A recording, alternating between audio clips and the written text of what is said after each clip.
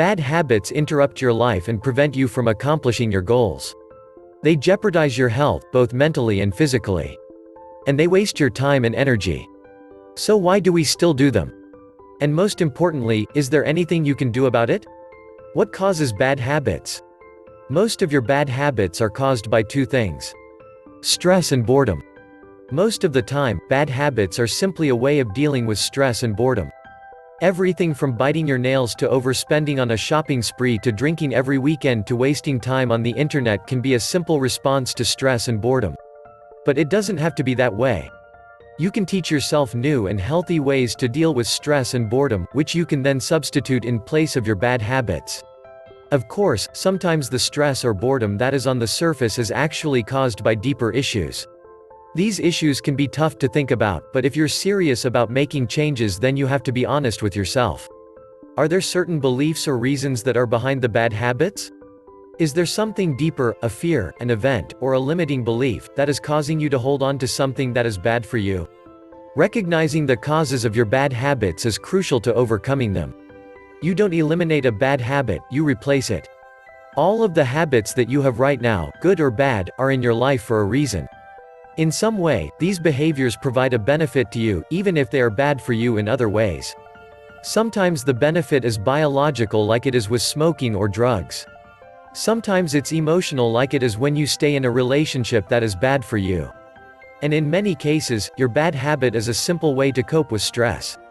For example, biting your nails, pulling your hair, tapping your foot, or clenching your jaw. These benefits or reasons extend to smaller bad habits as well. For example, opening your email inbox as soon as you turn on your computer might make you feel connected. At the same time, looking at all of those emails destroys your productivity, divides your attention, and overwhelms you with stress. But it prevents you from feeling like you're missing out. And so you do it again. Because bad habits provide some type of benefit in your life, it's very difficult to simply eliminate them. This is why simplistic advice like "just stop doing it" rarely works. Instead, you need to replace a bad habit with a new habit that provides a similar benefit. For example, if you smoke when you get stressed, then it's a bad plan to just stop smoking when that happens. Instead, you should come up with a different way to deal with stress and insert that new behavior instead of having a cigarette. In other words, bad habits address certain needs in your life. And for that reason, it's better to replace your bad habits with a healthier behavior that addresses that same need. If you expect yourself to simply cut out bad habits without replacing them, then you'll have certain needs that will be unmet. And it's going to be hard to stick to a routine of "just don't do it" for very long. Train yourself to think differently about your bad habits. Even if we hate a habit we're doing, like smoking or biting our nails, we tend to continue doing them. Because they provide us with some sort of satisfaction or psychological reward.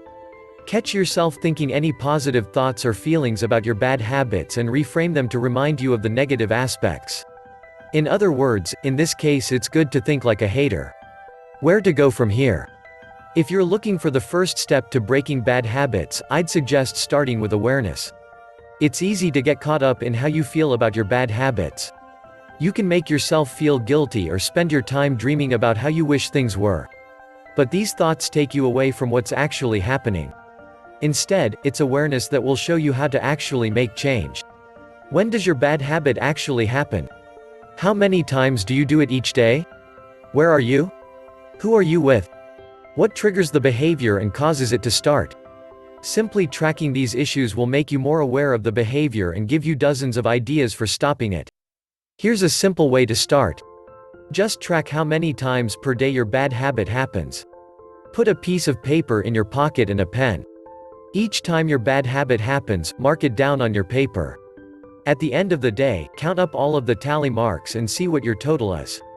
In the beginning, your goal isn't to judge yourself or feel guilty about doing something unhealthy or unproductive. The only goal is to be aware of when it happens and how often it happens. Wrap your head around the problem by being aware of it. Then, you can start to implement the ideas in this video and break your bad habit. Breaking bad habits takes time and effort, but mostly it takes perseverance. Most people who end up breaking bad habits try and fail multiple times before they make it work. You might not have success right away, but that doesn't mean you can't have it at all. An addiction or a habit? You may need to consider whether you're trying to beat a habit or an addiction. Knowing the difference can save you a lot of time and frustration. Addictive habits such as smoking, gambling, or drinking alcohol are harder to break. The best way to tell them apart is to ask yourself some simple questions. Can I live without this habit? And if I break the habit, will it cause any physical changes to my body? When stopping an addictive habit, your body could experience noticeable physiological withdrawal symptoms, such as shaking, sweating, or nausea and vomiting. Non-addictive habits can be easier to change, while addictions will take longer and may require professional help. As we've already established, changing bad habits doesn't happen overnight. So try not to get upset or frustrated with yourself when the process takes time. It takes a while for your brain to form new connections and for a new pattern of behavior to kick in.